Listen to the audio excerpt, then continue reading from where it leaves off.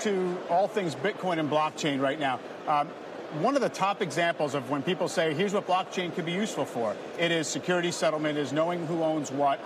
What are you doing in terms of real-world stuff pursuing that possibility? Yeah, over the last 2 years, I would say blockchain went from being kind of an interesting conceptual element of what could be in the capital markets to being, then last year, a lot of proof of concepts, experimentation.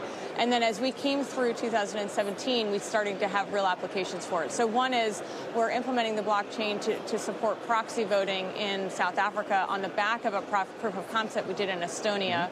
Where we did a proof of concept in Europe around the settlement of OTC securities with an exchange partner and several banks. And we are applying the blockchain to our NASDAQ private market to allow for instantaneous settlement of private securities. So there's a lot that's actually going into the market today and being applied. What you're seeing is it's applying to less regulated spaces. And then going forward, it will start to creep into the regulated markets as people understand the true benefit of the capital efficiency of what the blockchain can create. I think Melissa has a question next. Melissa.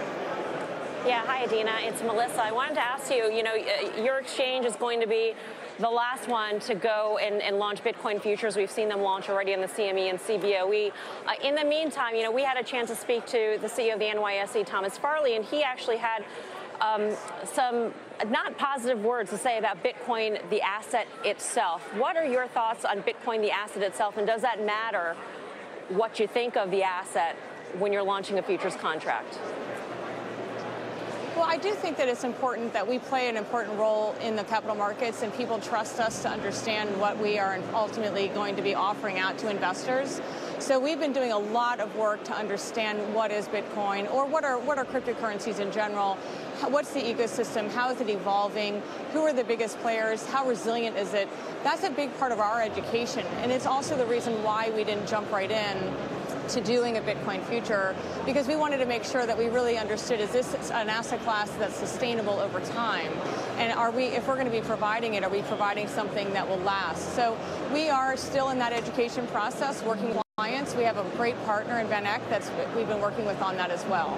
But we are still in the exploratory phases, and we will get ourselves ready when we're ready. All right.